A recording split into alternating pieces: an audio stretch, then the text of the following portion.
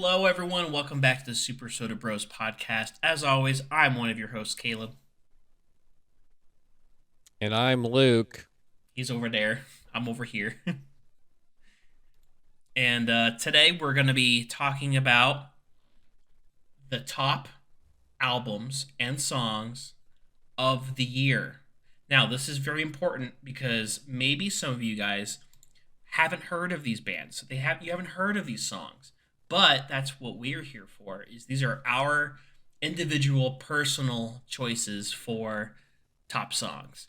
But before we get into all the music talk, we got to, set some boundaries. We got to talk about some other stuff and just whatever's going on in life. So, Luke, is there anything going on with you recently? Um, I got promoted at work, Whoa. so that's exciting. Nice, man. So what's your official Yeah. title now and what are your responsibilities? So technically now it's production lead, which pretty much means that you talk with multiple different departments aside from just operators and stuff. Okay. So like I'm talking with coordinating stuff with engineers, which so far has not been fun. And then I do stuff with sales and representatives for sales and like using company money and buying supplies for ourselves for our Mhm. little area. So like I can't just be like I'm gonna buy 10 pounds of Reese's cups. You have to have a reason for it. You'd be like, it's for Halloween. Yeah, exactly. So like basically like I can order parts that we need, whether it be for tooling or like standard equipment or like inserts and measuring tools and filters and rags, whatever. Right. So I'm allowed to use company money to buy stuff for our little department, which is kind of cool. Um, but yeah, I mean it's just kind of like the like a higher position lead where I'm doing the same exact thing but with a different title and like two new um uh things I do, I guess. But Pretty cool. it's Pretty cool. cool. That's awesome. And how is Ye- Christine doing in her HR job? She's doing good. I think in their department they just hired one or two more people, so she's not as stressed out, but she's been doing trucking along, doing her best and doing better than everyone else. Yeah, as always, because Of course. she's number one. Christine number one hashtag. She's number one in my heart. Oh, for Except me, Mando. oh yeah, no, of course, Mando's up Of there. course. So for me, Amazon is still business as usual. We're still pretty busy because of the Christmas season. Everybody wants their toys. Everybody wants their little doodads and what's its. So it's pretty crazy. I have not had a day this week that's under 10 hours yet. Um, Actually, today was exactly 10 hours, like on the Jeez. on the dot. So that was fun, but it's a service with a smile. So everything's going well in that regard. And I get paid pretty well. So that's decent. And for Maya, her job's going pretty good. We actually have a company dinner coming up on Friday where like all of the workers of the office and their spouses go to like a company dinner. So I have met all of her coworkers before, except one. So it's not going to be like too much of a surprise or anything, but it'll still Hmm. be good to talk about random stuff. Um, Yeah. Maya's boss reminds me a lot of Uncle York.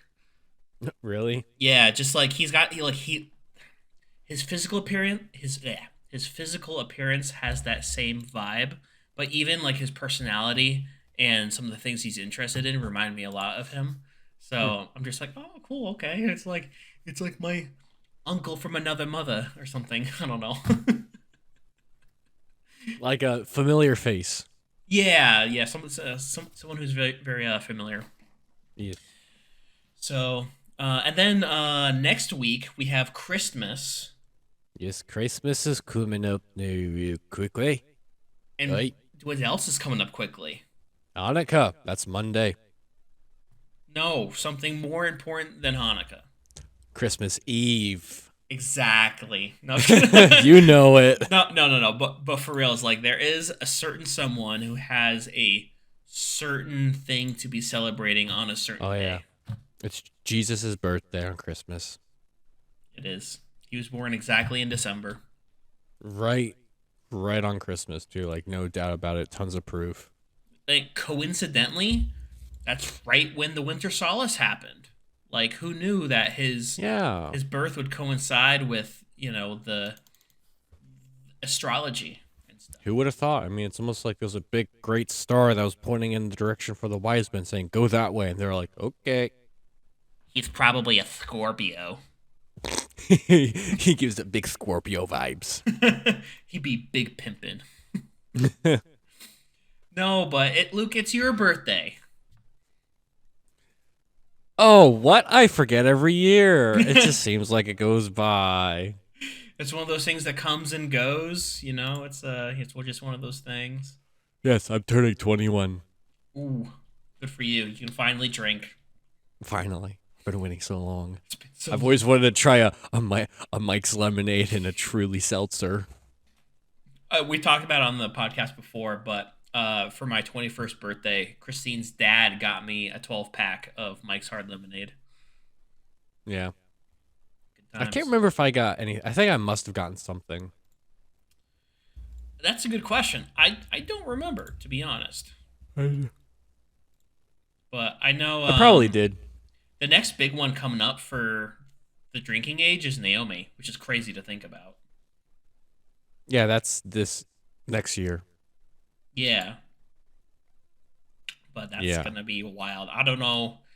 I can't. I mean, like Ruth doesn't drink really at all, so Anyway, it's kind of hard to like pinpoint like what types of things she's into. But Naomi is a wild card. She could be drinking anything in my mind. I imagine it's gonna be like seltzers and beer. Yeah, that'll probably be the easiest. I can't see Naomi drinking anything else. I think she's just like, yeah, I like my beer, I like my little seltzer. If she, I like my White Claw. if she's one of those like Bud Light White Claw people, I'm not gonna like it. Yeah, because that's not even real beer. Like, once you get into like the level of like, I don't know, like maybe Heineken Mhm. or Corona, maybe, where it's like, okay, you're above the Coors Light, Busch, Budweiser level. You're like, okay, yeah. Yeah, it's like and like I'm not necessarily an alcohol snob in any way, but like if you're going to be primarily drinking light beers, you got to balance it the other way with hard liquor. Like, you know what I What? mean? Like No, like be like a tequila, vodka, whiskey person, and then for your beer side, you enjoy light beers. You know what I mean? Or no?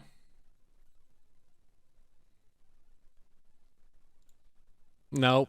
I mean, sure. Yeah, I totally get it. I know what Okay, you're talking about. that's just my opinion, but Okay. I You're saying feel like whiskey drinkers are. You're saying like straight whiskey drinkers or whatever aren't really beer people. no. I'm saying like if I don't know you're that. I have no idea what you're saying. I okay, don't know that.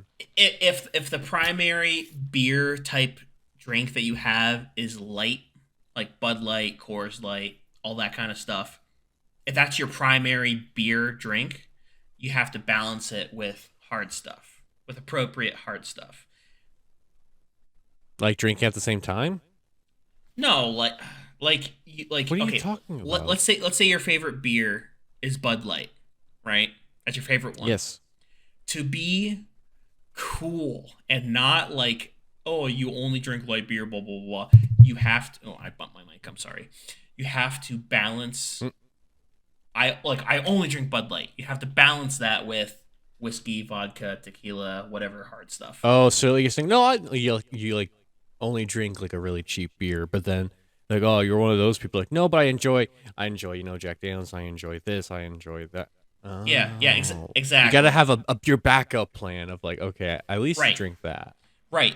Because Okay. if you're one It of those people. sounded like you were saying. Oh, it sounded like you were saying. Oh yeah, I drink Bud Light and Jameson, and I do that. I'm like, what? You could, but Psycho. no, but I like would you. probably. Not, I'll have some questions, but No, but like the reason why I say that is because but like let's say you just drink Bud Light and you have no backups, then you're a lame person. mm, Anyway, like if they don't serve like a certain beer at a place, you can be like, okay, since you don't have that, I'll get this instead. sure. Okay, whatever. Anyway, moving Anyway, on. moving on. So speaking of that, I am drinking a little bit of raw vodka right now, but I'm also chasing it with Why? root beer just for some sweetness. I don't know why. It's it is what it is. Just do you have juice? No juice. No juice. Just no orange juice, Nope. cranberry, grape, literally any juice. You can mix it with vodka and it tastes great. We have cranberry sauce from Thanksgiving. Hey, I don't know if you want chunky, hey, Chunky liquor. Wow. chunky vodka cranberry sauce. I mean, there is the vodka pasta sauce, so you could probably do something with that. No. Gross. You know what I mean? There's that sauce that's like Yeah. the No, yeah, we have it. We have it in the yeah, fridge, but it doesn't have any alcohol in it. It's just like the type of yeah. That's what I'm saying. gross, man. Yeah. That's heresy. Drink enough of it, you'll be like, "Whoa, I feel kind of funny." It's like, no, that's not alcohol. That's straight up pasta sauce overdose Yeah, that's just food poisoning. You're gonna turn orange. or big tomato. Bob the tomato. Tomato. Oh my lord. Have we got a show for you? Like some people have made remixes of like the VeggieTales song, and I'm living for it. I'll Mm-hmm. have to maybe insert a clip right here showing that. And we're Now you back. have to do it. Otherwise, it's just gonna be awkward. Um. So, is there anything else going on? You playing any games? Watching any TV? Um. Well, I bought because there's a huge sale. I bought all the Metro games for like $10 or whatever, $15 for all four of them. So I was like, I Nice. haven't played these games in like over 10 years. Like, I played Metro Last Light, for like 10 hours years ago. And I got through a decent amount of the campaign, but I never got back into it. Like, never bought it again. Yeah. Um, so I was like, it was on sale, and I'm like, you know what? I'll buy these games because I don't have any real single player games I can just play by myself. Because usually I just play with friends, but now I have an excuse where like I'm bored. What do I do? Metro. So for those who don't know, quick summary: Metro is just a post-apocalyptic first-person semi-survival horror shooting game where it's taking place in, I believe, Russia and some other places where you're going through the subway systems, metros, and you're like scavenging for like clues and supplies and stuff and fighting your way through the different ranks and getting to different areas. But that's from what I remember. It's probably a much different story than that, but from what I remember playing, that's what it was, and it was fun because Yeah. I think for the lighting. yeah, I think the main plot for the game is like you're trying to get to a certain location and you're going through the metro tunnels and you're To get there. fighting humans and like mutated creatures along the way. Um, and like you said, I can't remember exactly what the main plot is for the first game at least, but I know as they progress, they get slightly different. Yeah, but it'll be fun. Yeah. Um, and then we binged the show Wednesday, Adam's Family. We So binged good. that. It was actually really good. Um, we watched part of it on what was it, Sunday, and then watched the last 4 episodes or 5 episodes on Monday. Mhm. Um, definitely a very well made show with as far as like visuals and acting and stuff. Um, an interesting story too, because it's one of those shows like it's like almost like mystery. I'm not gonna Mhm. spoil anything. For those who have not seen it, but it's very good and like it constantly flips of like what's going on. And you're like, wait, but I thought it was, but wait, I thought it was, but wait, and you're just like, oh, like you're always second guessing yourself when you think it might be someone or something. Yeah, But and we like and watched like that show. It was good. it's such a good show. Like I Maya and I watched it a little after it came out, like maybe like 2 or 3 weeks after. So like people were already talking about it online and like making TikToks and cosplay videos and stuff like that already. Hmm. And then one day I'm like, all right, well let's give this a try because like you and I we did not grow up watching the Adams Family, but we know about it through pop culture. No. So we didn't really have any like nostalgia or history with the show, but like watching it, you can you know things, like you know certain things. Um, I'm not gonna spoil it, but there's one moment in particular about halfway through the season that you're like, oh, that's clever. They did a clever thing there, and I'll talk to you about it, Luke, after the recording. Or just message it in the chat thing. Nah, I'm too lazy for that right now. But yeah, so Maya and I really enjoyed the show. I think we binged it in like 3 days. Oop, there's a message for me. For me, is it that? No, no. Even The though that surprise was of pretty that. cool. That was pretty Uh, cool. oh, I've just okay. Okay. So, look, I forgot that when I'm recording when I'm recording the screen, it's like the full screen of Discord. So when I minimize our faces to go to the chat, it just records the chat. Cool. so so Whatever. we can't, I can't say it. no. Whatever. Well, I'll just talk to you after. Okay. Because like I minimized it and then I was like, "Oh, that doesn't work." Wait. I can't do that. Yeah, really good show. Like obviously there's a lot of like um younger fans out there that are like screaming over Jenny Ortega and her playing the Wednesday Mm. character like, oh, whatever, and they're doing cosplay and everything, Has which is she been fun. in any has she been in any other things or just this? She's been in the TV show You. Um Mm. uh she's in the Scream reboot from this year. Yes Day. I know the parents are in a lot of stuff because that's what's her face Zorro, and then the Yeah, other guy's like a comedian. yeah, Catherine Zeta-Jones. Yes. Yeah, she was really good. And she's also a good actress, so. Also the headmaster.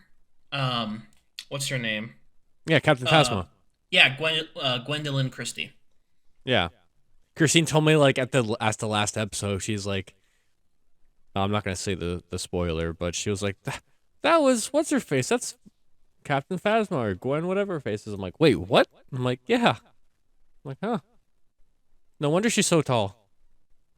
Yeah, and it was like, there's a very star-studded cast where it's um, like who the comedian you're talking about was that the dad? Yeah. Oh, I don't know. I haven't seen him. Really? No, I don't know him. Oh, he's from some stuff. What's his name? Maybe it was a show or something. I don't remember. I'll look it up. You don't have to. Okay, I appreciate that. But yeah, so I would recommend anybody that has Netflix to go watch the Wednesday show. Um, very, very good. It's got something for everybody. You can enjoy it if you're a kid. You can enjoy it if you're a teen. If you're an adult, there's everything in there. Um, for me, for TV, other than Wednesday, which we finished a little while ago, Maya still has me watching Grey's Anatomy, which is basically every night we watch maybe 2 or 3 episodes. I believe we're like midway through season 5. If I could take a guess, it's either 4 or 5. Um, there's been a lot of like crazy character developments and stuff like that, but it gets kind of slow at times. So it's just more of that thing where it's the show to watch before bed. So he is in a couple movies that are decently popular. A Journey to the Center of the Earth 2, 1 and 2. He's in Anger Management, Community, the 9/11 movie. Taking a fella and 1, 2, 3. And the thing that I actually recognized him for that not a lot of people know about is Keanu with Key and Peele. Oh, interesting. So he was in Keanu, which makes sense because of all those movies. I think he was a pretty big role in that movie. So I'm like, he's very familiar. I've seen him before. I never saw Keanu. Is that a good movie? Oh, really funny. Okay. Really funny movie. Definitely, obviously crude because it's Key and Peele, but it's really funny. Oh yeah, no, they're legendary. Yeah. Um, I'm surprised he's never seen it. I'm trying to see where. Oh, it's not playing on like really anything. There's Hulu and Sling For what? for Keanu. Mm. That's okay. I have ways. You have your ways, Padawan. Learn from the young master. Uh, is there anything else that you would like to bring up real quick?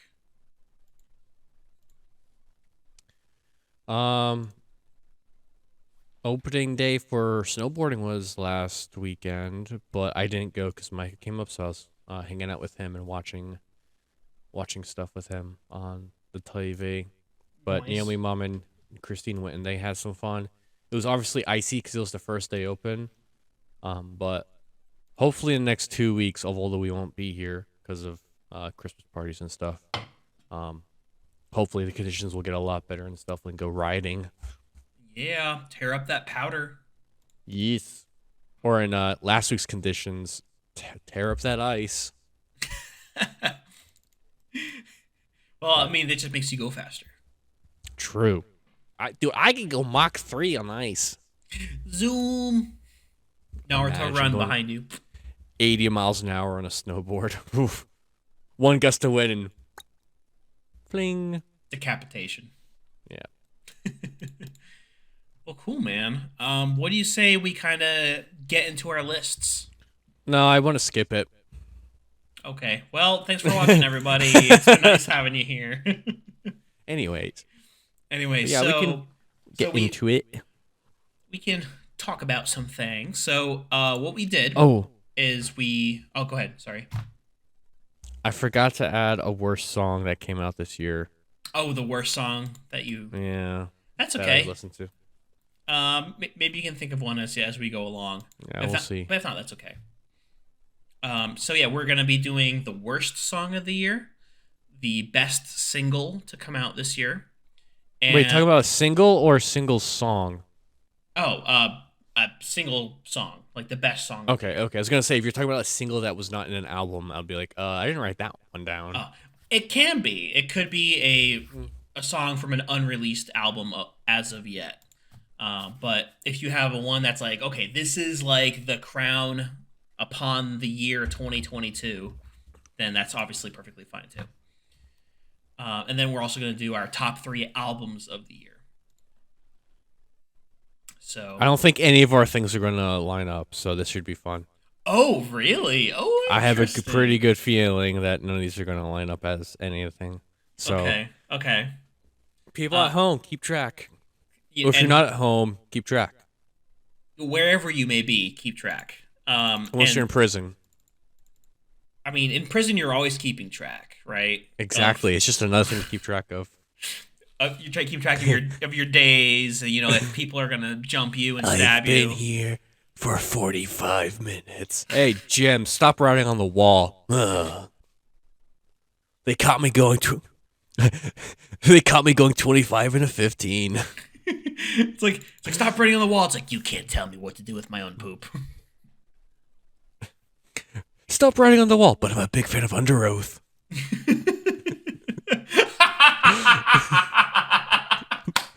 That was really good. It took me half a second to like realize. I'm like, yeah, I know. I said that, and you just kind of laughed at it, and then you really laughed. I'm like, okay, it clicked. That was really good.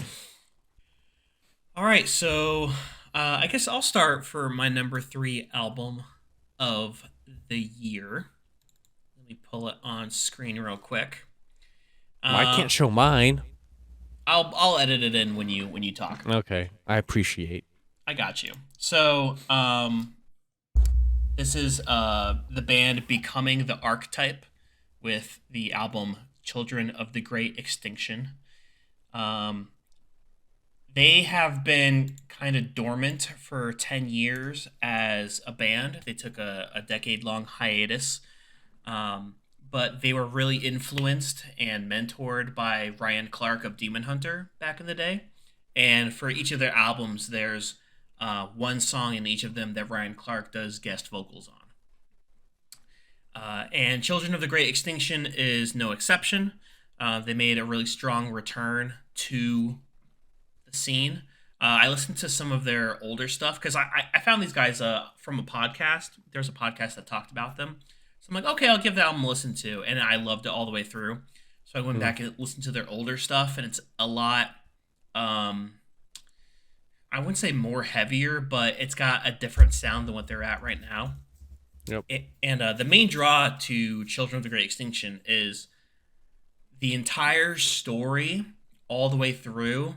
It's like a sci-fi post-apocalyptic discovery journey. In the Alien movies, you know how in the second Alien movie, Aliens, you know how uh maybe that's not a good example, but like let's say you're in a spaceship and you get frozen in the cryo sleep, and then you travel a far distance, and then you wake up and then something changes. Like Yeah. you wake up like 300 years in the future or something like that.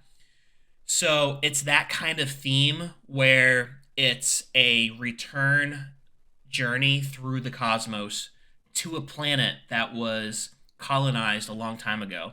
And so someone came over in their ship, came back to the colony. They lost communication with the colony like Hmm.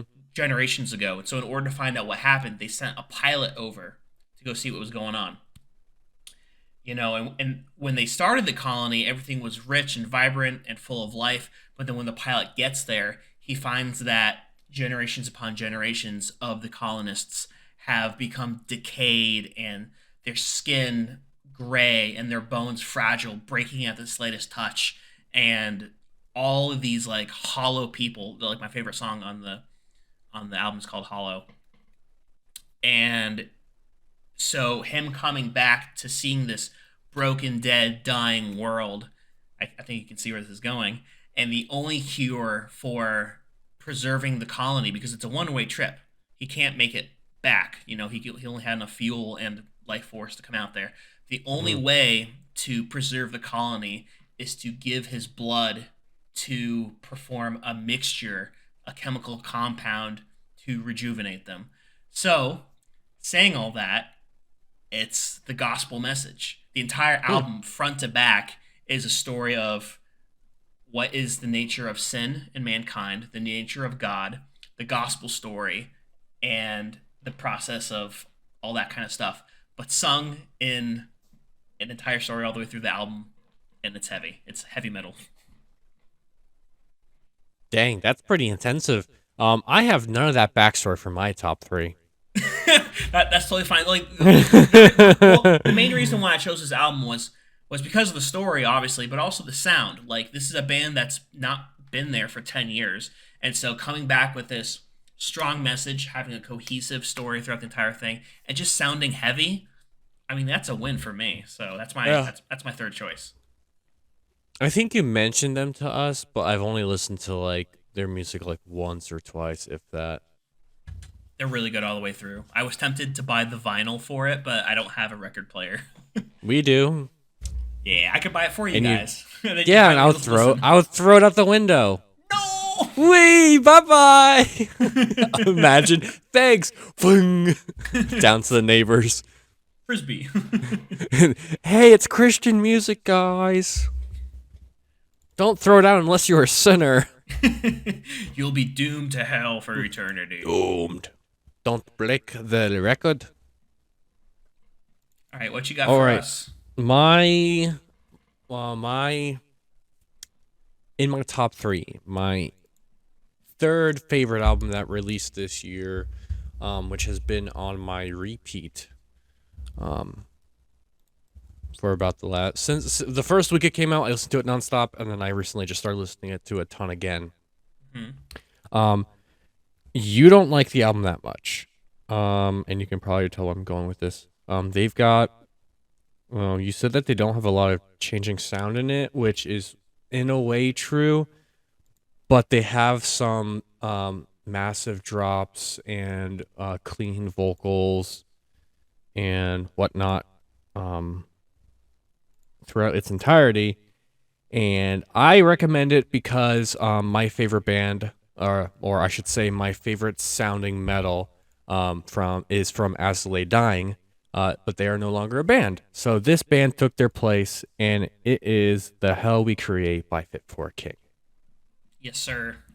Um, so the reason why I say that is because As the Lay Dying is very strong, just like not like death screaming in any means. It's very understandable lyrics with like fast bass guitar, fast pace drums, but you can easily hear how stuff is hitting and like how they edit the music to make it like I don't know how to explain it. I can't speak music terms. Um, but they kind of took that sound from me and creating like my favorite sound of metal Hmm. for a band that hasn't been around, or I should say, is no longer around for a little bit of time. So I really enjoy it. Some of my favorite songs off it um, are all of them. I just thoroughly enjoy the album because there are some songs in it where it's just kind of like leading up and going heavy, and it kind of stops, and then it just like drops and like all the instruments just go, poof, and all I can think of is like a mosh pit or something. If there's Um, one thing that I like, the one thing that I think Fit for King nails really well is their drops. Every oh single one yeah. of their drops that I've heard is always good. It always like makes my skin tingle. And I can agree with you. Like I was considering putting it as my number three, but for some of the reasons that you said were like, I know you don't like some of the songs and they're very repetitive. Like I love like a quarter of the songs. It's just like the other three quarters. I'm like, I'll listen to them probably, but that doesn't mean it's going to be put in my personal top three. Yeah, well, I mean, I kind of get that a little bit where some people who don't like that specific genre are like, kind of like, yeah, it sounds the same. And even to me, I think that some of the songs have similar tones at certain parts, but they each have their own characteristics where, um, I don't know, to me, they just sound completely different, especially the last couple when it's the side singer who's doing singing like clean vocals for almost the entirety of the songs for, um, Fracture and Reaching Out. And those songs are actually pretty sad. Yeah. Um, but all the other ones, it's just kind of like heavy and whatnot, and then it leads to some epic drop. And I think it was during, I want to say it was during, when Reaper, their first song that came out for the album like 6, 8 months ago, that song I was blown away by because of, the drop that's in it. And I'm like, holy crap, this is really heavy. And then they did that four more times with the Hell We Create, with Eyes Roll Back, and also with And the Other Side. When I'm just like each time, because when I listen to an album that has a band I always listen to, the first time I listen to any of their music, it has to be a set time where I listen to it front to back in one straight through. I can't just listen to half the album and listen to the other half later. If I'm listening to a new album of a band that I follow, I would listen to the whole thing in one sitting. So for the entirety of the time of me listening to them, I was just like just mouth open, jaw drop. I'm like, oh my goodness, this is crazy. Yeah.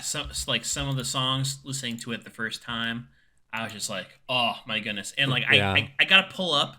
My favorite song on the album actually isn't the heaviest. yeah. Um, Me, I don't think mine is either. let's see. I've a lot of their songs off this album I really really like, so I'm a little biased towards. Are you kidding me? Their song "Eyes Roll Back" is their no, wait, never mind. The songs the least listened to are "Fracture" and "Reaching Out," which is sad because those are the ones with the clean vocals in them, Mhm. which is interesting I'm trying because to they're listen. good. I'm trying to listen to the song right now. I'm surprised those are really low listens because most of their songs have like 700,000, and these ones have 370,000. But they're like so good though. Like they're like hard rock. They're not metal. Right.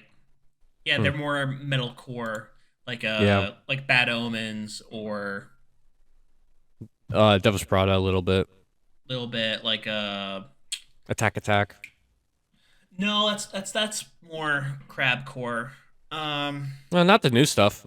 oh the new oh yeah, that's true, that's true. Um, like we came as Romans. A Yeah, Day to Remember. yeah, yeah. Metalcore. Man, I'm kind of sad those don't have nearly as many views. They're listens. They're real. Oh, man. For those who want to at least attempt to listen to another hard rock band, or I should say, for those who want to attempt to listen to a metal band, but listen to two of the hard rock songs, listen to Fracture and Reaching Out off Fit for King's new album. Very good, very good. Very good. I totally agree. And we Um, have it on record. true. Christine's, Do you have but any other notable albums on record? yeah. Two of my top three albums I have on record. Okay, so we'll talk about them because we have to get there. Yeah, um, we've got quite a few different albums on record. We have a little bit, we have a decent, we don't have a lot, but we have a mix of like a little bit of everything. Where we have some 80s stuff, we have some Christmas stuff, we got some rock and metal, we got some like alternative. It's every record's different. yeah, that makes sense. You kind of want a variety of things to put on. Um, We do need to go to the record store in Rochester because there's a place literally called Skeletones, and they have like 3,000 records. ooh, So stuff from like like 40s and past, that's pretty awesome. and they're pretty cheap. Find that value. Yes. Uh, all right, so Ah, my Lord help, mercy. mercy Lord, my second album of the year. Oh, I see. Oh, wait, hold on. What? Oh, Reese's. I literally just had them on the dresser there. You're like, wait, emergency Reese's. I have them. I forgot. Oh my gosh. Ooh, the peanut butter chocolate. Hold on. I have to have a bite of this. I didn't realize I was craving it until now. Mmm, so good. It's good. It's good. Okay, here we go. Album number 2. Throwing it on screen right now. Boom. It's Demon Hunter Exile. Mm. So Demon Hunter has been a band for about 20 years, and so they came out with an album this year called Exile, and they have a graphic novel that comes with it too. It's kind of got not a similar theme, but like a very, how do I say, a very strong narrative to it. Like it's the story of someone who's going like in a fantasy journey and like going and seeing different kinds of cultures and stuff like that. And the whole album is just incredibly amazing. Let me pull up the songs right Half here. the album is incredibly amazing. The other half, I'm still trying to listen to and be like, okay. This is definitely the most different Demon Hunter has sounded, aside from their Strings album, which partially I don't count because it's almost like a remix album, Yeah. or a revisioning of songs that they have. Fun fact about that album though is that the actual song of Praise the Void is on here as like a normal, fast-paced song. So Yeah. hearing it first as Strings and then hearing it as how it was, I'm like, ooh, this is kind of cool. Yeah, it's kind of like a backwards direction from where music usually goes. Yeah. But they Um, do have a lot of good songs on. Like some of them, like, oh, it's just straight up like Heart of the Graveyard, Blood and the Tears, Dead Flowers vibes, where it's just like heavy hitting, just some slower paced. yeah, there's not a ton Songs. of heavy vocals compared to a lot of other Defense Demon mecha Hunter albums. Defense Mechanism just straight up goes like Life War was just going like right off the bat. I'm like, okay. And it's song number 1. You're like, oh, geez, okay, calm Yep. down. Yep. um, So Say that. Yep, kind of an underrated song is Master. that's a good That one. that one is so well written. Um, my personal favorite is Heaven Don't Cry. It's also coincidentally the most played song on the album. I don't know which one I like the most. I really like Silence the World, and I really like Praise the Void. Yeah. I think I like pretty much all of them. I to be honest, today at work I re-listened to the entire album front to back. I just saw this on here. The song Godless has Richie from Judas Priest. Yeah. That's sick. Yeah, man. Wow. Okay, anyway. Isn't that cool? Yeah, you don't see those tidbits when you're driving. You just see it on your computer, where like featuring blah blah blah. Yeah. Huh. But very solid album all the way through. We talked about it in a previous podcast, but me and Maya saw them live, which was a bucket list. Yes, you did. Not jealous at all. Not even a little bit. But they played a lot of those songs on the tour before the album even came out. And so we were like seeing them for the first time. We're like, oh shoot, this is a new song. And then, a couple months later they actually released the whole thing. And you're like, wait a second. Yeah, then I'm like, oh dang. It's that um strong. but yeah, all good all the way through. Oh yeah. If you're liking metal, but you want to get into like the softer side of it, it's a good album to listen to. I did recommend one of my friends this album, um, since he's more of like a harder rock kind of guy. And I'm like, this song has its heavy songs, but some of them are just like your pace. And he's like, oh, cool. So did he get back to you and tell you what he thought? No, Oh, he died. he no he just listens to a lot like during the day at work. So Okay. I did tell one of my other friends about Devilish Prada's new album, and he really liked it, except for it. My least favorite song, and I'm spoiling it now, 25 or whatever it's called. 25. Yeah. Is that your least favorite song of the year? It's the one I could think of all the songs I listened to this year. Of all the songs that I listened to from bands that I listened to, that was my least favorite. Oof. I'm not a big fan of it. That's rough. I'm sorry, I spoiled it right now. Oh boy, you absolutely guffed it. But You the rest of the album, you ruined the worst song of the year. you ruined. Saving it till later, and you just fudged it all up. Shush! Shush! Brace! Shush! Ortland. You can say your worst of the song right here, right here, because I changed it up. Okay. Although I didn't say my second favorite album yet, but you can That's just fine. say your worst. Just say your worst. We're going out of order anyway. It doesn't matter. Blah, blah, blah, blah. Oh, you had stuff lined up. Yeah, I got some pictures lined up already. All right. So it's the song Rotoscope by Spirit Box. Okay. Woof. So Spirit Box is one of my most listened to newer bands. I listened to them a ton last year. And actually, if you saw my Spotify Wrapped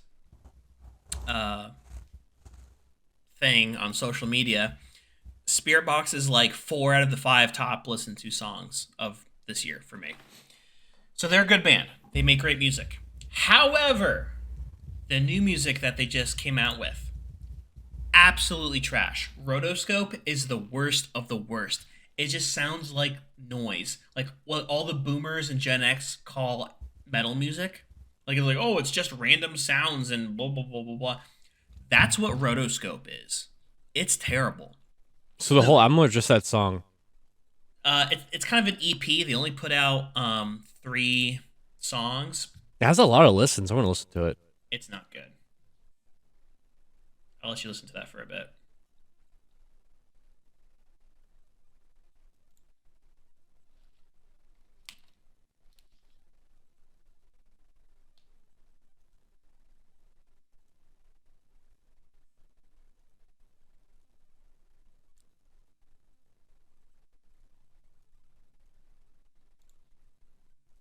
I know exactly what it sounds like.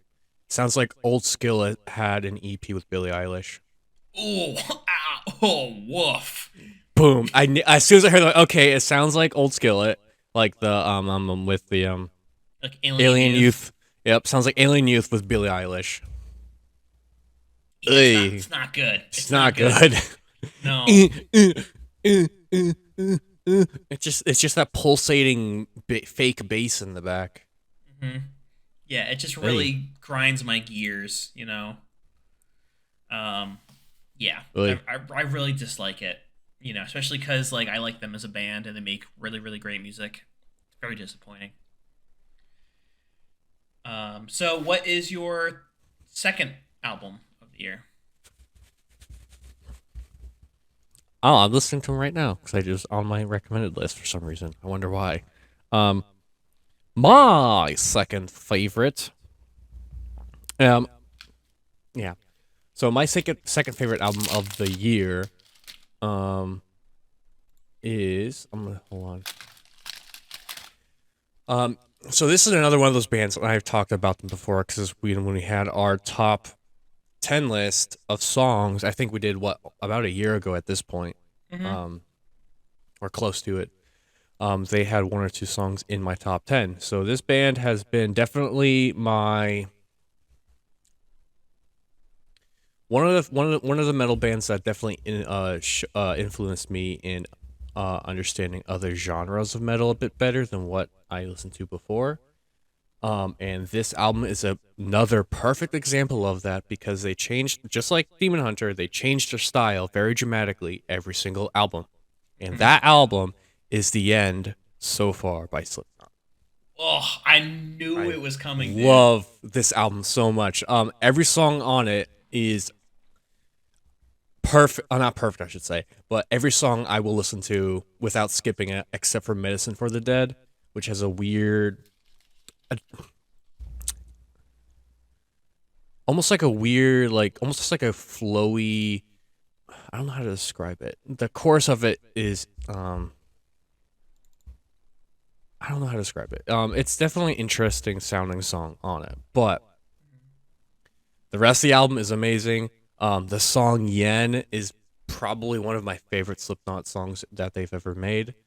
And they have a lot of songs on it that capture that classic Slipknot sound from the early 2000s, as well as a lot of these songs having a new sound with since the band members are getting older, they can't go as heavy. So a lot of the songs on this album, especially like three or four of them, are definitely a bit slower with just a for those who know, a Stone Sour sound to them.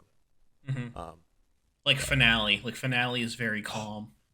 So good. Finale is great. I explained this. I think I explained this before in the podcast, but my buddy and I said if they ended their career on it on that song, okay, I'm happy. I'm content. I'm happy. Great Yeah. way to end it. Just the way they ended it, just kind of like a farewell almost. But is it? Dun, dun, dun. That's the thing. I just feel like But Slipknot has had a very solid track record, and that makes them automatic. Like whenever they put out a new album, they're gonna be among the top oh contenders yeah, for album of the year, just because they've been that good. yep. They've been that since their first album, pretty much. Like they broke records and stuff with their first album, just blowing up back in '99. And ever since then, they just had that cult following of like, this is the metal band. Hmm. Like everybody knows who Slipknot is Yeah, in some extent.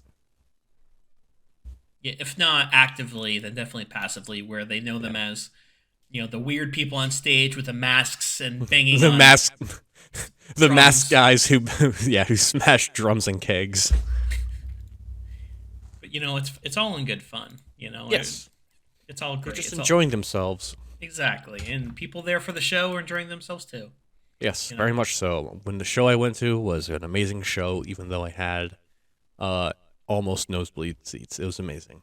It was a good experience, but your It body was a did not good have a good experience. it was a good concert to prepare for what the next concert that they do in New Hampshire is going to be like. Because I can see what the floor is, so I'm like, okay, I know what to expect now at the next show. Yep. 'Cause I'm going to be down there. So kind of going back to Fit for a King for a second. One of my favorite bands of all time is August Burns Red, and they're touring with Fit for a King here in Pittsburgh next spring, and I want you guys to come to it so bad.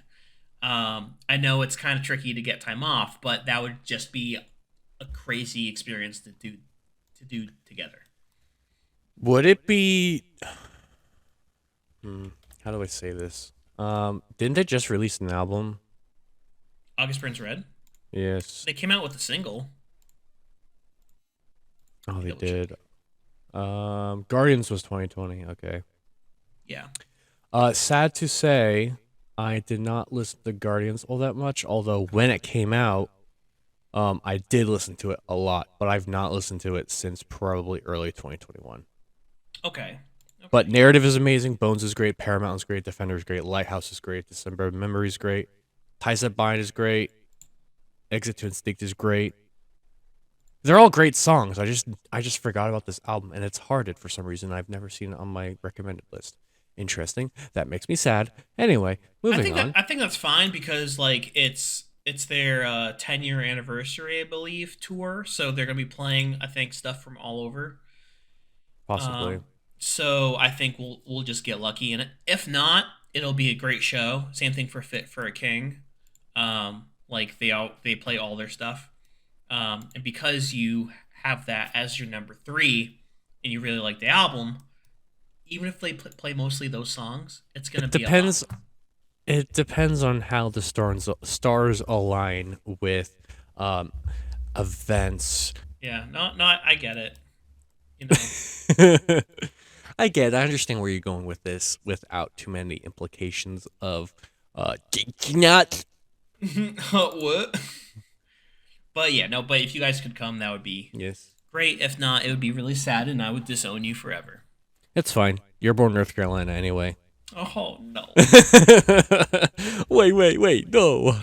Yeah, It's not true. but you're a blonde, so take that. I'm the new. Oh, never mind. I'm not going to say it. Okay, okay. Um. All right. So now we have the top song of the year, and Luke, would you like to Wow. do that first for So us? I have a runner up for my favorite song of the year. Oh, okay. Interesting. So my runner up, funny enough, is because we have been waiting 15 years for this artist to come out with something heavier than contemporary. Hmm. And that is End of the World by Cutlass. That's my runner-up song. When that came out, I was even with Words of Fire, I was like, heck yes, let's go. And even the comments, all the comments on their posts were like, this is what we've been waiting for 15 years, whatever. But the End of the World is, if not the same, if not heavier than any of their other stuff, because they have a guest star from Disciple. I can't remember his name. Where there's full on screaming in multiple parts of that song, and Hmm. it is heavy. Like they were like, they're like, we know our Cutlass fans deep down, and they'll come out of the woodworks after we release all this contemporary stuff. So when they release these, they're like, oh, here are real fans. Here they are. And what's super interesting about that song is, at the beginning, there's that kind of ambient static Hmm. hum. So, what one of the guitarists, James Mead, what he did when he was mixing the song. So you know how I forget the name of it specifically, but you know how every object in the world has a vibration sound where if you play a certain frequency, that object will like wobble. Hmm. Like that's how glass breaks, for example. So the vibration sound of distant planets, like what that sound actually is, he used that for the introduction to the song. Is that Huh. really cool? That's so cool. I'm listening to it now because I never really understood. I knew it was a cool sound. I didn't know what it was. And then all those like horns, the burn. There's seven of them, just like the seven trumpets in Revelation to usher in the Yep. apocalypse. And on the seventh trumpet, boom, that's when the song starts. It's just so good. It's so good. Cutlass is back, baby. Oh, Luke's going crazy, son. Ah, so good. I must control myself from thine glorious words of Gutless. I've been waiting so long. I Also, love this album so much. Album, I should say. Song. Also, hmm, for those who are Cutlass fans, the very few of you, their podcast is very informative on some of their backgrounds, and it's very because they've never done anything like this. Because when they were a band, there weren't really podcasts and documentaries and stuff on smaller bands like that. So them doing this podcast, you're like, okay, you're learning about their backgrounds and like what they're going through and funny stories and road trip stuff and whatnot. It's like, okay, you're filling in the gap of like, okay, the members of the band, who actually were they and what did they go through. and also showing us their humanity too. Like they talk Yep. about Star Wars and some of the stuff they like to do as kids and all that kind of stuff. Like some of the practical jokes they would play when they were on tour. So it's just all that kind of personal stuff that we never saw from them Mm-hmm. uh, growing up with their music.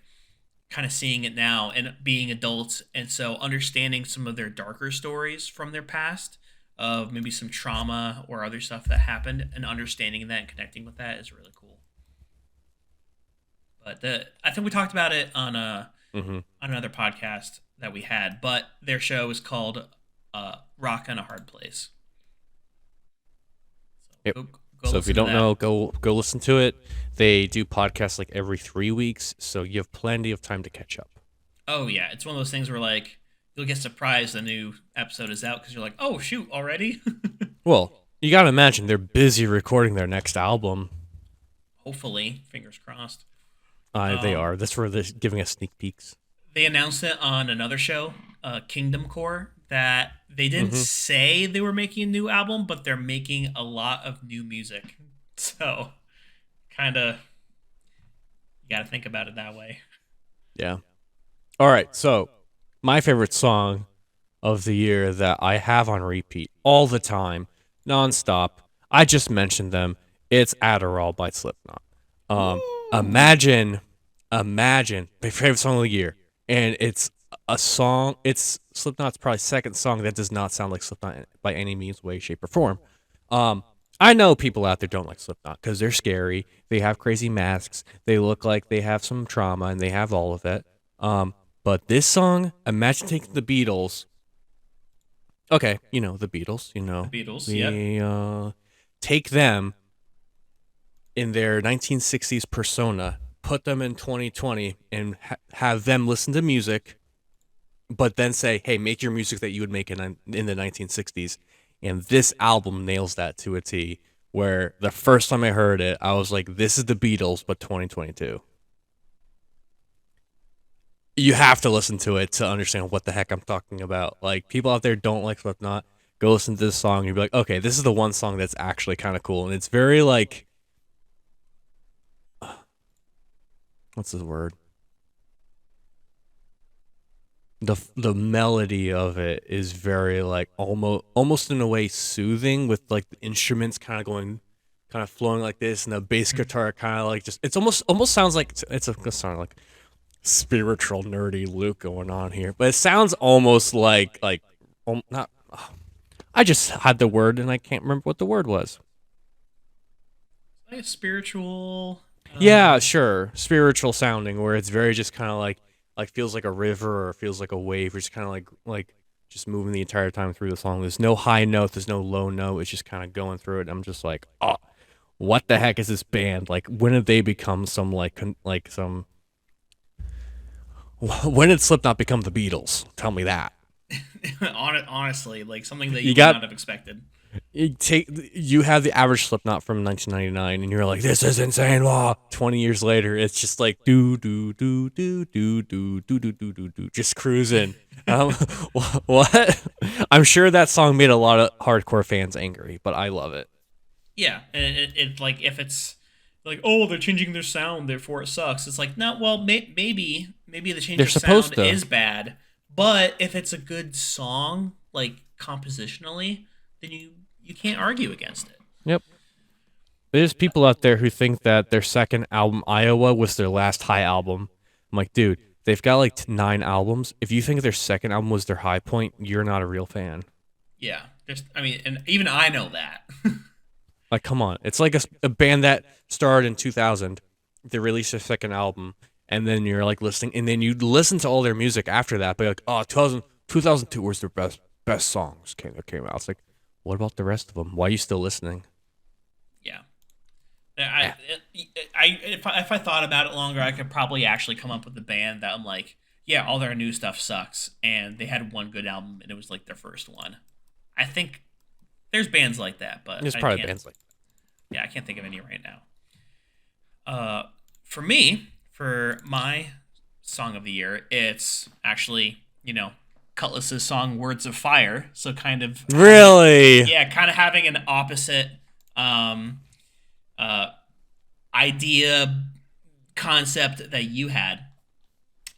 Words of Fire basically came out of nowhere, Oh yeah, and it just came out. They're just like, hey, it's here in like 3 days, and we're like, what? yeah, Huh? exactly. And like as soon as it starts heavy, stays heavy through the whole thing, and it sounds like Cutlass. classic mid 2000s rock Cutlass, but like a little heavier. And they said the band members said they didn't want to identify themselves with any particular style of music. Like they didn't want to be called contemporary. They didn't want to be called rock. They don't want to be called metal. So they're just kind of like leaving it out there. Like, yeah, we're a band and we make music. But if you really think about it, they're metalcore. They're kind of like We Came as Romans. The two new songs are very much like that. I agree with that. Yeah, I also think it's funny how your favorite song of the year was mine, but tied. But it was their other song they released. yeah. I think that's really funny. That just tells you how hardcore we are about Cutlass. We're like this small Christian band. We're like favorite song, favorite song. No, but honestly, it came out. Listened to it on repeat. Haven't Oh stopped yeah, listening to it. End of the World came out. Also, really good song. Very very close. For in my top pantheon of favorite songs of the year that released this year.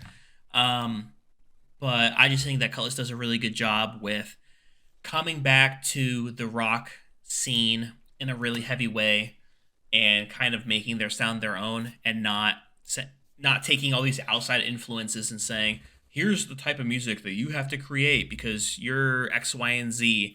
They're kind of yeah. like, no, we're going to make the music that we want with the words we want and with the instruments we want.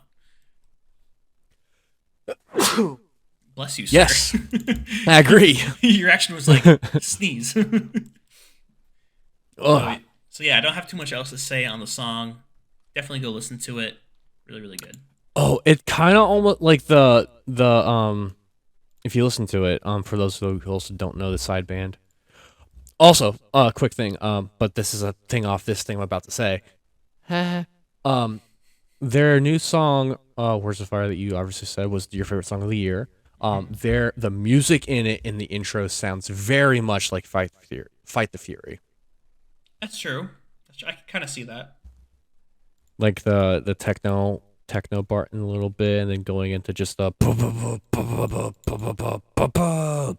just Hmm. like easy headbanging song. Speaking of that type of band, like Fight the Fury is a offshoot band from John Skillet. Cooper of Skillet. Skillet just came out with a single too. Yeah, and it sounded just like Fight the Fury. So when they teased it, I'm like, did he listen to me at Soulfest and he released a Fight the Fury song? Imagine. It came out too recently for me to like actually consider to put it as like my favorite Yeah. song of the year. But it's a great song. Very catchy. Skillet is very, very good at writing catchy rock songs. What was the single? Psycho in My Head, I believe. Yeah. Yeah. Really, really good. Like by my second time listening to it, I already knew like half the words. That's how catchy it is. Oh, this is pretty catchy. Is this your first time listening to it? Second. Oh, okay. Yeah. The chorus is just so good. But go I'll listen to it as after. well. I'll Yeah. listen to it after. For those people out there, go listen to Psycho in My Head by Skillet. Mom's listening to this and be like, yeah, Skillet! Woo! Mom's a diehard Skillet fan. Like Yes. she'll never give up on them. No. The All next right. album becomes just folk music. They pull a cutlass and just do worship music. Hey, Well, actually, sitting no. on my porch in Wisconsin making cheese. Corey, do the piano. Pling a pling a pling a pling. What just reminded me just now is they actually did a worship album back in the day. Oh yeah, that was a while ago. Yeah, that was not good. No. I'm glad they went back to heavy stuff. Well, because like they had like weird alternative stuff. Then they had the worship album. Then they went to like techno music. Well, Alien Youth had some really good songs on it, though. To be fair. Well, yeah, but like the Hey You, I Love Your Soul, like that album was right before it. Like those two were like Oh. very techno, Yeah. like whatever. And then after Alien Youth was Collide. Collide, yeah, which is completely different, and that whole album's great. Yep. Anyway, it's not the Skillet podcast. We can talk about them another time. So now we have the top album of the year. This All right. might be pretty contentious for some people. I am curious what yours is. So you probably don't know what mine is because I know you don't listen to them, and I don't know what yours is because your music style has changed a little bit. Yes, I So- kind of adapt a little bit. Oh, if you- I know what it is. don't say it. Don't say it. I'm gonna reveal it. Wait, what was it called? Hold on. I think I know. Text it to me and I'll read it. No, I'm not Um, going to. Okay. But yeah, no. So Oh, it if you- didn't come if out you- this year. I thought it came out this year. Looks like it came out. If it didn't, then what were you thinking of? I was thinking it was Horizons by Starset.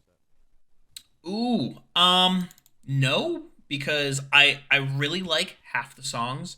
I really don't like the other half. Oh, never mind. Anyway, continue. but I do agree. That's the Horizons is a very very great album. Now I'm curious. I'm very curious, my friend. Yes, indeed. Yes, indeed. Yes, attention has risen to this very point in this podcast. I do believe we shall find the answers, Mr. Bond. Oh, yeah, stop it there. We'll see what Caleb has to say about his favorite album. You expect me to rock Goldfinger? No, Mr. Bond. I expect you to mosh. Mosh! Dun, dun, dun, dun. I want to mosh! Mosh! So I do have a dishonorable mention. This is surprise twist. I have a dishonorable mention. How's that? Well, so my my least favorite album of the year, which okay, ready? You probably did not listen to this, but if you had to take a guess, what would be my least favorite album of the year? Devil Wars. Your favorite album is. Oh, I know what your favorite No, album is. least I know what favorite. I know what your favorite album is, Mr. Bond. Okay, what's your least I favorite? squish your head. You're like, shut up, shut up. Be small, be tiny, little boy.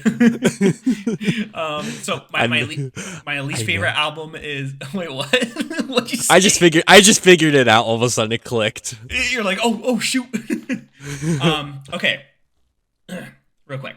So if you talked to me 4 years ago, my music tastes would be completely different than they are now in terms of how heavy things were. 4 or 5 years ago, it would have been all like super heavy screamo, not screamo, but like that very like hard vocal type stuff. And I would have found the lighter, more melodic, more like metalcore stuff very boring. But I've changed. Now that's to say that some bands that started off heavy have gotten to a point where they sound crappy when they're soft. My least favorite album of the year is a band that's like that. So good music that turned into music. Correct. It came out really, really early this year. I believe it was January 22nd of this year. Well, that is very early. So it still technically counts as this year. Keep that in mind. It is the album Voyeurist by Under Oath. Ooh. it's not a good album in any way. In any way. Under Oath used to be the quintessential hard rock metal emo band of the early to mid 2000s. And then once they kind of disbanded, sort of, in 2010, they never really found their sound again. So when they came back in 2018, um, I forget what that album's called, but the album from 2018, it's good. It sounds very different, but good in some ways. Some of the songs are decent. But then they came out with an album this year called Voyeurist, and it just sounds bad. Like, I don't like any song on the album. It's not just because it's a new sound, it's because they don't execute it properly. You can tell that, like, there's still some Under Oath there. Like, they Yeah, have the same screaming sound. I'm listening to Cycle right now, and there's like that glimpse of Under Oath poking through the song. Yeah. And they have some guest singers on there. Um, Um, I would definitely treat this not as Under Oath anymore. yeah, they've officially moved on. If you don't treat it as Under Oath, it's not terrible.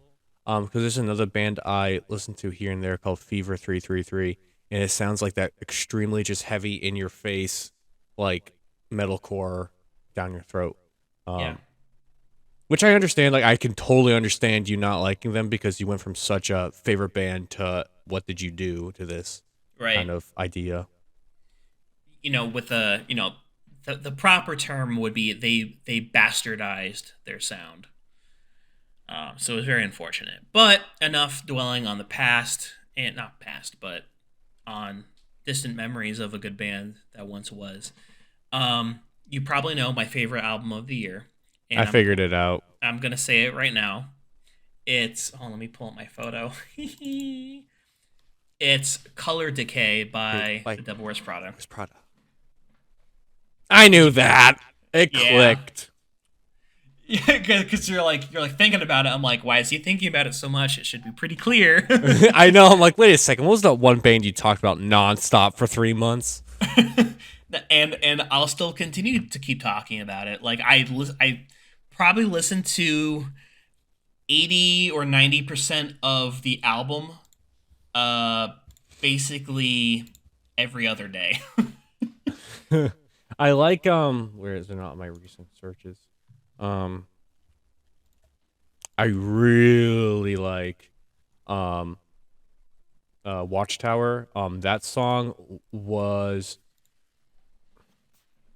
it was tied for number 3 for me for my favorite song of the year. Ooh. Um which is kind of crazy to say. But like you said Color Decay is your favorite album.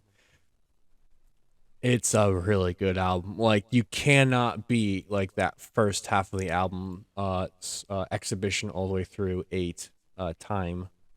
I Hmm. don't know. I said 8. Exhibition through time. Songs 1 through 8. Just bum bum bum bum bum. And then you have 25, which I said was my least favorite song of the year. Hmm. And then you have Fire, Hallucinate, Cancer, which are then boo boo boo. Really Yeah, really I good. I think even with the lackluster 25 song, even with that, it's such a great album that I think it kind of can get left to the side, Yeah. and you can still consider it. Um, but yeah, like you said, like basically every single song on this album is a jam.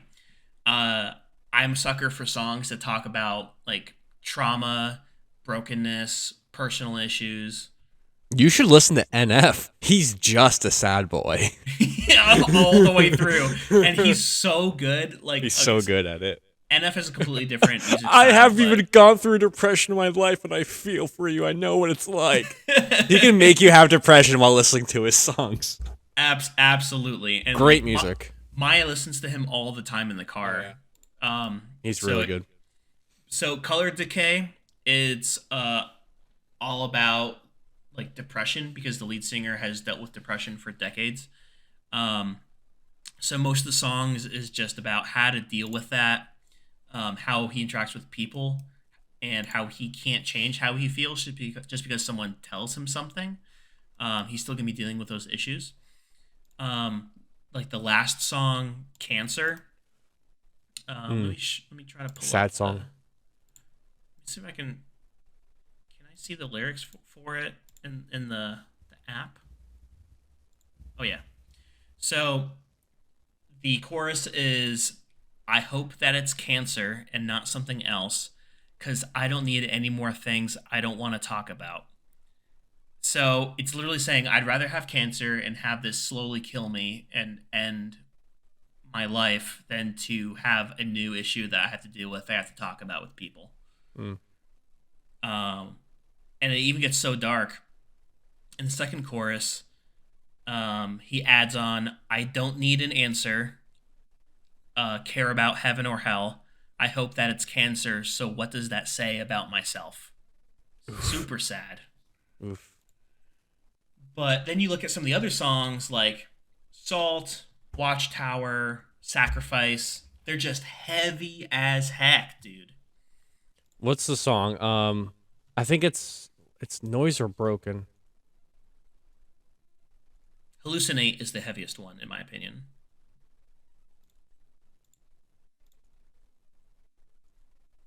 What do you think? I still, for me personally, I still think, yeah, I'm just listening real quick. I still think Watchtower's heavier for me, but and it's my favorite. But Hallucinate's very heavy, and then Broken. Broken might be my second favorite song off that album. That's my favorite one to sing.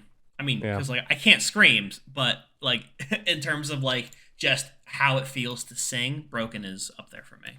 there's certain pitches of screaming I can scream pretty well. Hmm. Sometimes I'm just going blah, blah. But for some artists at some points in some songs, I'm like, that wasn't too shabby.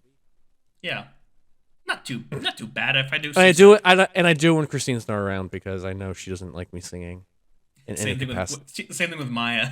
I mean, She's like, she wants me to sing, but like if I'm screaming around her, no. like calm down. Like, sorry, I'm just enjoying my music. I'm just a loud boy. Lad boy. All right, my turn for my favorite album of the year. Now you said it's a band that I don't listen to, so No, I probably couldn't even guess. no. You probably could if you really thought about it. Is it Valley Heart? It is Valley Heart Heal My Head. Really? I love this album so much. I listen to it all the time. I'm a big sucker for Kevin Kline and Valley Heart and Exit the Fall. Um, all their music is good through and through. Not a bad song at any point in their history of Exiting the Fall and Valley Heart. I'm extremely biased. Yes, Micah, you're not listening to this podcast, but you agree with me. Valley Heart is amazing. I really want to see them in concert so bad. You missed out on a couple chances to do so. Three chances. Three. Two in Connecticut, one in Boston. Yep, that's okay. That's Uh, how it goes. they are playing, I believe, this Friday night, but it's supposed to be snowing in everywhere. So Maybe not. soon to be four. I'm missing the chances. Hey. But yeah, he'll obviously you probably heard it once all the way through, if that. But this album is perfect for any occasion, any mood, any environment, at any point, anytime, anywhere. Because they have Interesting. there's their slow songs that you can straight up fall asleep to. They have songs that you can play pretty like loud in the car and jam out to. They have the songs that pump like kind of like relax you when you're. I've listened to them while I'm hiking and stuff. Um, Okay.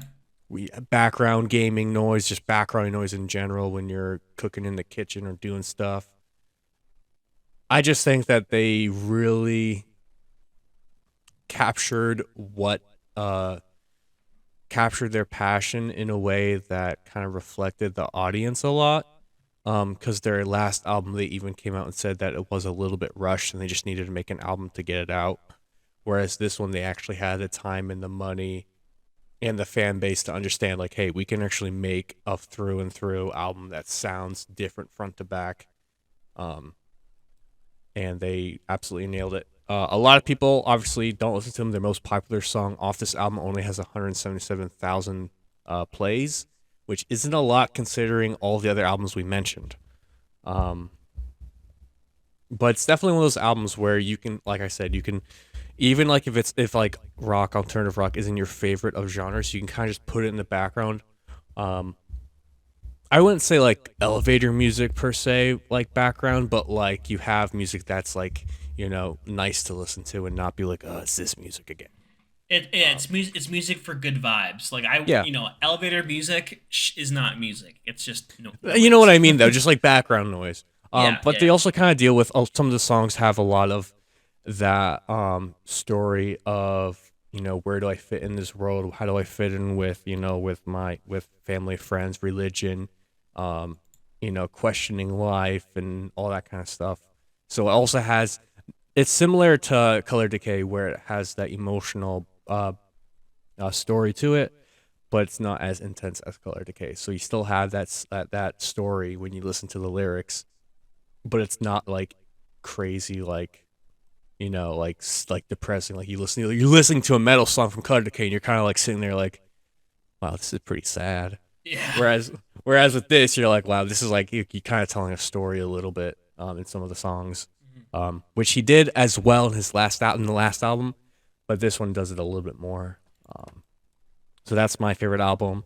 Um, Kevin's a an artiste to say A the least. goat. He's a Um, goat. they they recorded this album like 40 minutes away in Maine, and I'm like, dang, that's cool. They have for those who are interested, they have a whole 30-minute documentary on Tooth and Nail on YouTube. Oh, Um, nice. on this album, and it's very, very interesting, very, very cool. Kind of seeing a little bit of their background stuff. I really want like they won't do it, but I really want to have like more background information and videos and snippets and stuff of them. Because they were never big enough in exiting the fall to do anything like that. So Valiant Heart's giving them that stepping stone, Mhm. um, which is funny because that's another song that they made. A stepping stone into the music world a little bit more with being part of Tooth and Nail. Yeah, I think definitely having a recording or a publishing company like that definitely kind of cements you a little bit. Hmm. Like Tooth and Nail acquired Idle Threat, which I've talked about in the past a little bit. Idle Threat is the combination of Exiting the Fall and Valley Heart, and it's so unique in that sense. Like they have their own Hmm. unique sound, but you can kind of see. I don't know if they're influenced by Valley Heart at all, but they have that kind of vibe. So when they had like older EPs and albums, they sound kind of disjointed. Maybe the sound mixing wasn't great, but then when Tooth and Nail acquired them, it kind of elevated them to okay, now they're on the right path to make music that they want to, and also have it be kind of edited and tweaked. Yep. So it's good to see the Valley Heart is kind of like skyrocketing a little bit and kind of getting better and better with each album. I'm definitely gonna have to take a listen to this new album. I Heal definitely Heal My like it. Head. It's got you have to listen to like really good headphones or something because there's a lot of like background, like not background stuff, but like you can really hear like the what am I trying to say? You can really hear like background like instruments and stuff kind of like coming in here and there and stuff like that, and then really you can kind of tell that they're taking the time to put in more effort into the music and not just being like here's alternative music. They're kind of like okay, here's like adding a little oomph to the sound Right, of it. right. Oh man, they don't really have any merch. Dang it. Man, we have all their stuff except Yeah, for them. one. Go ahead. They have a crew neck, but it's only in small. Rip. Do you have them in vinyl? Yes, Very nice. I was listening to that while making dinner tonight, so that's also part of the reason why I brought it up. I'm like, yeah. Yeah, I'll check it out tomorrow at work. I do have good earbuds. They're the ones that go like into your ear, and they have like little plastic things Hmm. to keep them in there. So it's definitely pretty high quality. So I'll Just definitely prepare check. yourself that it's not going to be heavy by any means. It's very like it's slower paced for some of the songs, and some of the songs it has almost like a Switchfoot feel to it, Oh, interesting. almost, where it has Okay. more of that like alternative. I can't remember what genre they put themselves in. I can't remember. Probably alternative rock. Yeah, or something. It's probably the safest option. But really good all around music for any mood, environment, background, whatever. I keep doing this a Indeed. lot. Cause I saw that SpongeBob meme where he does like the rainbow. I saw that meme like 4 times today, so I'm like ingrained in my head. But yeah, But yeah, I mean, I think we came up with some pretty good lists. There was some ones on there, Luke, that I was not expecting from you. But I'm glad yes, that you did talk about them, and you're influencing me in some way because now I'm going to go back and like I've never really listened to Valley Heart that often, so knowing that you highly recommend their newest album, yeah. I will go make Eh, a actual attempt to go listen. I'm also, like I said before, a little bit biased towards Valley Heart because Eggs in the Fall was like my favorite band when they were around. Just like as they dying, it seems like all my favorite bands die. And some are like spiritual deaths, like Under Oath. Yeah. What Yikes! did you do? I don't know. I make more money now. Give me the monies. I just found out that Under Oath is touring here in Pittsburgh in March, I believe. And And it's you're like, eh. yeah, I'm like maybe I'll go, but then I realized, oh, they have a new album. They're gonna play their new album. Yeah, you're like, never mind. I'll save my money. Yeah, and plus I already saw them in Oh, true. 2018 in 2018, and the album that they had then was tolerable, so it was fine. But I'm no, I don't want to spend my money on that and have them just play new Old stuff. under oath forever, man. Forever young. For there's always dangerous business walking out your front door. Or a lot of people saying that Under Oath is going downhill, but I think that's just the writing on the wall. I already made a writing on the wall joint I joke. made another one, you Hey, at sucker. least I'm content with losing, okay?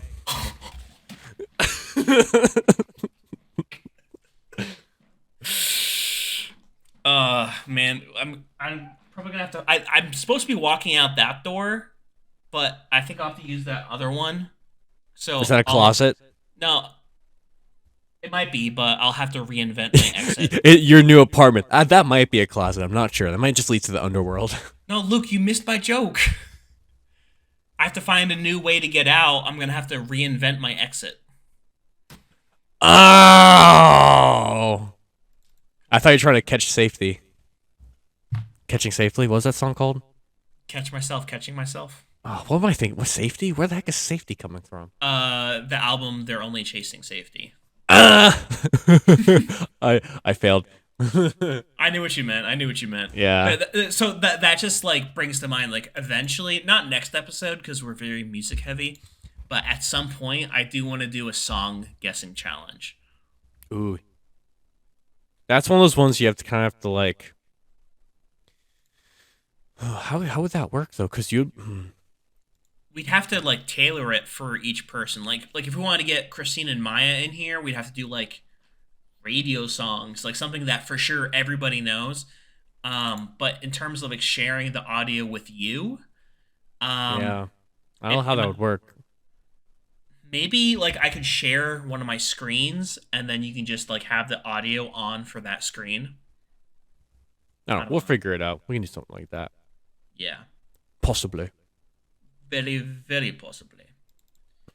But we'll figure that out when the time comes. For right Yes. now, we're just focused on music, albums, artists, songs, and getting ready for Christmas time next week. This album become the album. Wow, this episode will be coming out a week before Christmas, so you'll all Indeed. hear it. So if you know what to get somebody for Christmas, do it now. You slowpoke. Yeah, you're running out the clock. Also, we did not mention this is the first episode after the 1 year anniversary of starting the show. So Oh, happy 1 year anniversary, Luke. Super Soda Bros has been going on for a whole we made 365 it, days. guys. Ma, get the camera. Dad, Get are the you winning? camera. Are you winning, son? We are very much winning. We're doing it. I We love my big 5 views. we bing chilling. If you think, if you think about it, though, we have about a 1,000% increase in listeners compared to when we used to do our old podcast. So I think that we have been tuning. An infinite percent increase. We're doing so much better. Honestly, like we have actual recording equipment. And viewers, although it might just be Dad pressing on it 10 times. Pressing like with all the many different accounts. Oh, let me log into my 5th account right now. But yeah, so yeah, happy 1 year. There's gonna be a ton more of this to come with all sorts of different stuff and things. Possibly. Or this is just the last episode, and that's farewell. That was a farewell tour, guys. Is there anything else that you want to say before we close out, or do you want to hunker down for the night? Well, I kind of lied to you. My favorite, they actually have a self-titled, their band name is the same band name as the album as the first song they released. It was my new favorite song, by the way. Wait, what? You never heard of them? They just released the song, album, and band at the same time. What is it? Do you smell bacon? Got him. I'm questioning all my life choices. You just got played. You're like, what's he talking about? What's going on? Yeah, I'm like, what? Where is this going? Oh, I forgot to put it on my list. It's late. I'm tired. Bye, everybody. It's time to leave. Where's your soundboard? I don't think it goes through. It will on your recording. Oh, it will. Oh, how about that?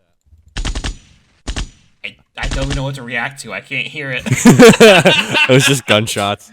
I'll just play the awkward. Hold on. Here we go. No. Do the gunshots again. And cool.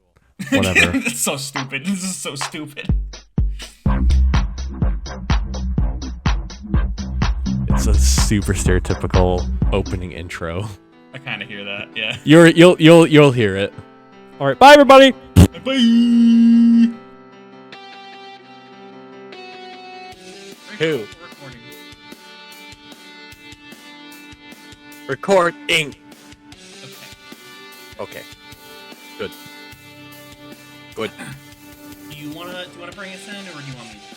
No, you. Oh, that's your one job. That is much pressure, and me am scared. I'm scared to do that. I don't like that. Do you have just like a vacuum behind you? Yeah. It's just hello, I am Pablo. Wow. That was my diaphragm. Okay. Ready? I've been ready. Just saying, I'm gonna start it officially.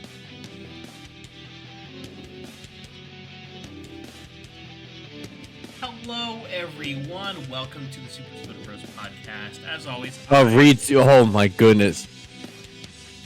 What I do? What is going on? What happened? Hold on, say something. Start talking again. Dooba dooba doo. Hello. Alright, we have to restart. I'm getting a crazy lag.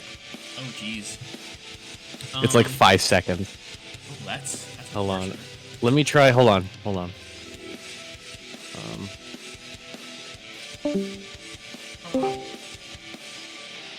Alright, try now. Hello, my name is Caleb, and I'm a dingo. True.